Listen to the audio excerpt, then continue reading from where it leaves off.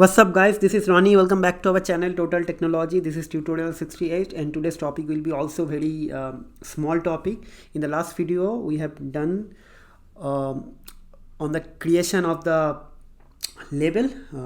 So the last tutorial was on how to create multiple labels, and this is the exactly opposite of the last tutorial. So this is going to be how to delete multiple labels from node. Okay, so nothing to explain much from the slide point of view, so I'll directly go to the CYPHER console. So this is not the right one.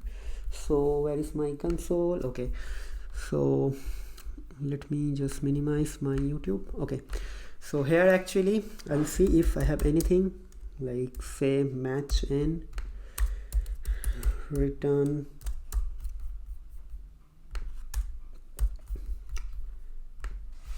n. Okay, so I have one node, and within this node I have multiple labels. So these labels are India, Bangalore, testing, this many things. So actually this node we created in the last video. So those are watching this video for the first time can go back to our channel playlist with the name of Neo4j and try to watch at least this tutorial 67. There we have discussed on how to add multiple labels. So in that video we have created this many labels actually. So this is also going to be very important. So now we know how to create multiple labels. Now we'll see how to remove multiple labels. Okay, so first thing first, so match in this, and then for removing things we need to use remove and then n, and after that let's say we want to remove this IT and India. Okay, so let me check, this is IT and India. Okay, so this is going to be like this. Okay, so let's run this thing.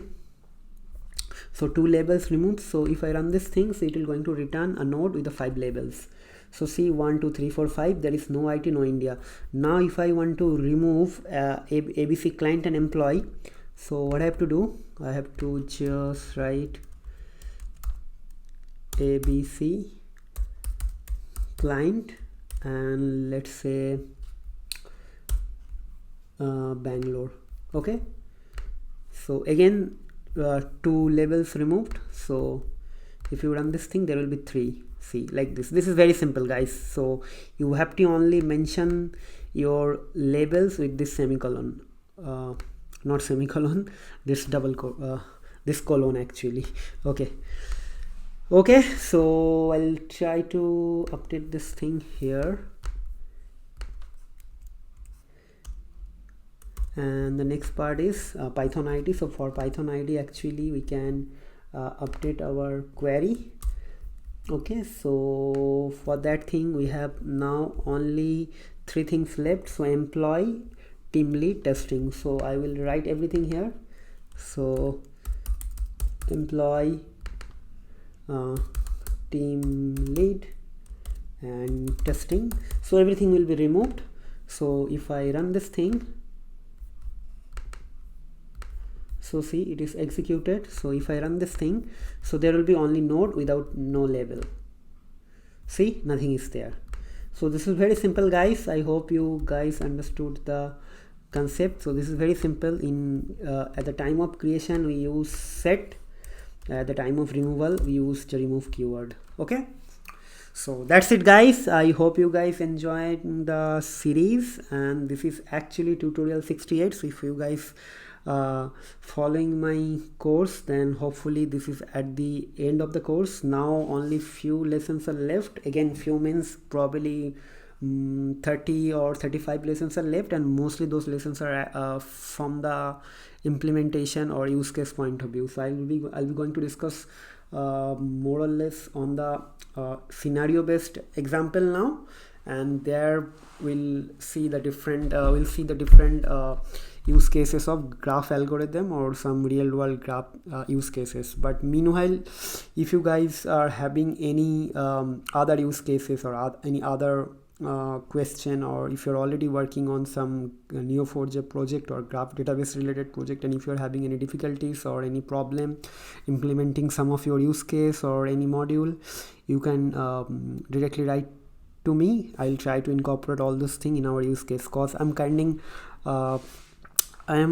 kind of not getting enough time to design and develop those use cases. So feel free to reach me out for the use cases. If you guys are sending me more and more use cases, I'll try to sort out the best and the most important use case from your email and try to use those for our next video topics. Okay, so there will be 4 or 5 general topics are left, and after that we'll start working on our use case based thing. So probably use case will be 20 or 25, so altogether it will be more than 100 tutorial. That was the expectation. Once this is done, immediately we start working on the development of a application using Flask framework. The development framework, the web framework will be Flask, and we'll be using Python language, and for the front end we'll be using HTML or JavaScript. So that is the idea.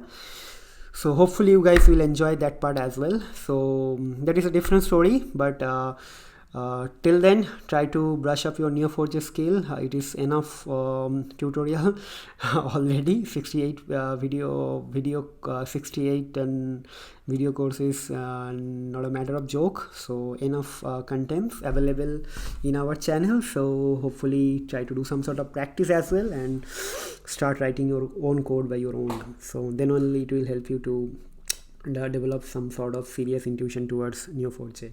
So enough of talking, guys. Hope to see you in the next video. Till then, take care, goodbye, and don't forget to subscribe our channel, hit the bell icon so that you should not miss any notification from next time. Once again, take care, goodbye, and see you in the next video very soon.